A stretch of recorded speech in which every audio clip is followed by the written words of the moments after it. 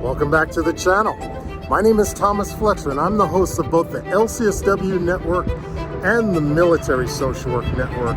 If you're new to both of my channels, please do me a favor by smashing that like button, by subscribing to the channel, and by sharing this video with your social work colleagues and friends. The purpose of both of these channels is to create a community of hope and support, where social workers can come for relevant news, information, and inspiration. Welcome back to Ask a Military Social Worker. So it's been a while since I posted to the Ask a Military Social Work series. I'm going to be covering an unscripted show today, and the topic of this show we're filming now in May of 2025.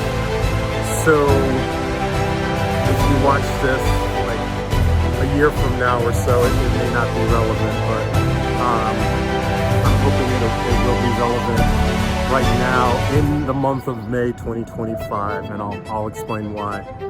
So my topic for today is, and this episode I am targeting the demographics specifically for new MSW graduates. Okay, so I'm not, and of course, you can be of any demographic and watch this, and I hope you do, but I really want to talk to the MSW graduates, the MSW students that are about to graduate or who have just recently graduated, either this year, 2025, or even last year, 2024. So the topic is, in 2025, should I become a military social worker? I'm going to throw out some hashtags for the algorithm. So right now, we're going through DRP, right? Deferred Resignation Program. We're going through VERA, right? Voluntary Early Retirement Authority, DSR, Discontinued Service Retirement. We've got all these different acronyms right now, affecting civilian, federal employees, and I would say to a lesser degree, it's affecting uniformed service members. But I'm a social worker, so just for a little background, if you're new to my channel, I am a military social worker. I have served in the Department of Veterans Affairs as a civilian social worker for over 21 years. And I have also been serving as a reservist in the U.S. Army as a social worker for over 13 years now. First in the National Guard, now in the U.S. Army. So those are my credentials. So again, I'm going to be speaking today to those MSW students that have just recently graduated. The question again is, should you join the U.S. government, specifically the U.S. military, as a social worker? Either as a civilian or as a uniformed military social worker? My answer is, only intergovernment service, either as a civilian or as a uniformed military social worker, if you have the calling, if you know that you need to serve service members, either uniformed service members or veterans who have served and now receiving care at the VA. If you know in your heart of hearts, I need to take care of veterans as a social worker, or I need to take care of service members who are wearing the uniform of either the Army, the Air Force, the Navy, the Marines, Coast Guards, the Space Force, the Air Force. I would say if you have the calling to serve either, again, uniformed service members or veterans of the U.S. military, then there's no wrong time to join, even with all of the, next month, we may be experiencing reduction in force. That's another hashtag, RIF, R-I-F, So as a civilian, there's a lot of uncertainty in the VA. I'm not going to get into the politics of it. I'm going to steer clear of that.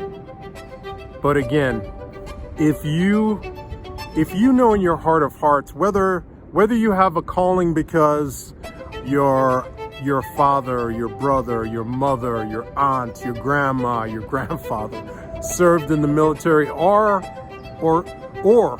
are currently serving in the U.S. military, I would say there's no wrong time to join, even with the challenges that federal civilians, for the most part, and to a lesser degree, uniformed service members are going through. If you don't have a calling to serve veterans or to actually serve in uniform, I would say no, don't do it.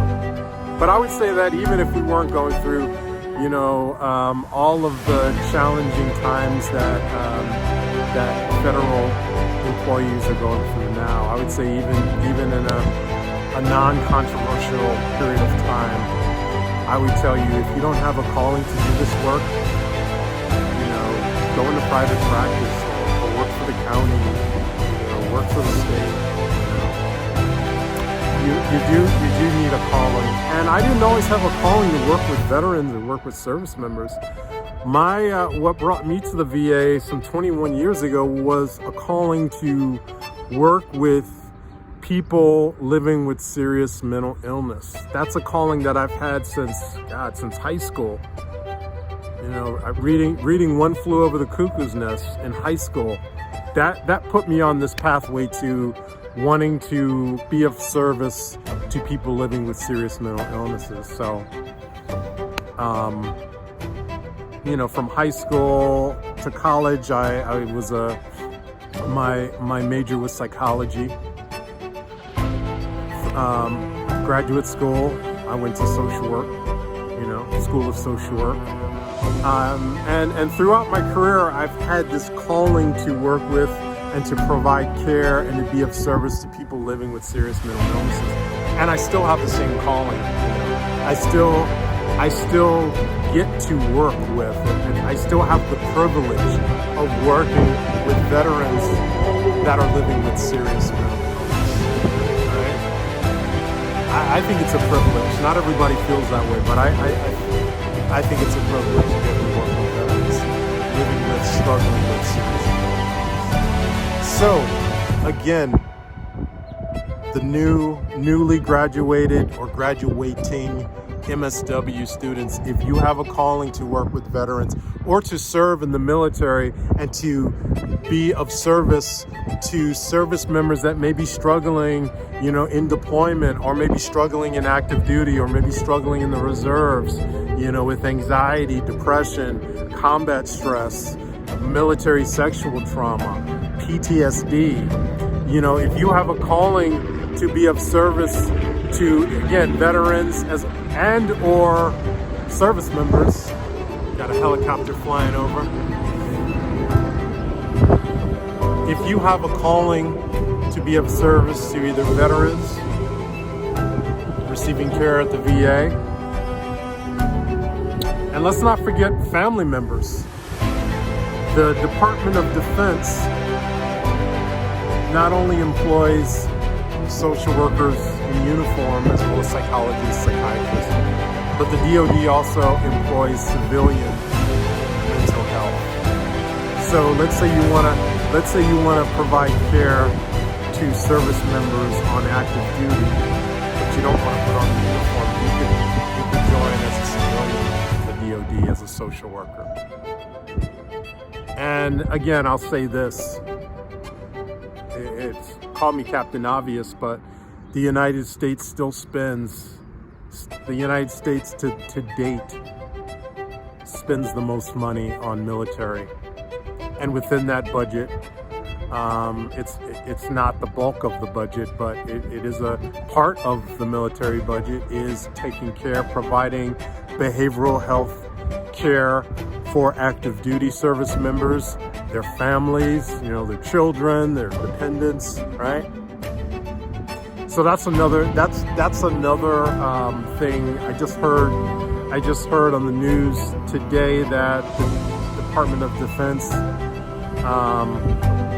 the president proposed to increase the military, the DoD's budget by 13%. Of course, that can go up, that can go down, but I would say if you're a social worker, and again, you have a calling to provide services and care to veterans or active duty or reserve component service members, think about the DoD. That's my opinion, but I'm just one guy, right? At the end of the day, if you're an MSW graduate, you have to follow your values, your beliefs. You have to follow, again, your calling. What is the field of social work calling you? Which demographic, which population or subpopulation is the field of social work calling you to be of service to provide care and support and services to? At the end of the day, that's the calling that matters the most. It doesn't really matter what I say or what everybody else says. At the end of the day, you have to listen to what your calling is and follow that. After 30 years, I still have a strong calling to take care of people struggling with serious mental illness. Right? And I still get a lot of fulfillment for working with that population. So I'm going to stop right there, but I want to thank you all for watching this video. For all the social workers and other licensed mental health professionals, thank you for the work that you do every day. For your clients, for your agency, and for the profession. Please continue to support each other and yourselves. Bye for now.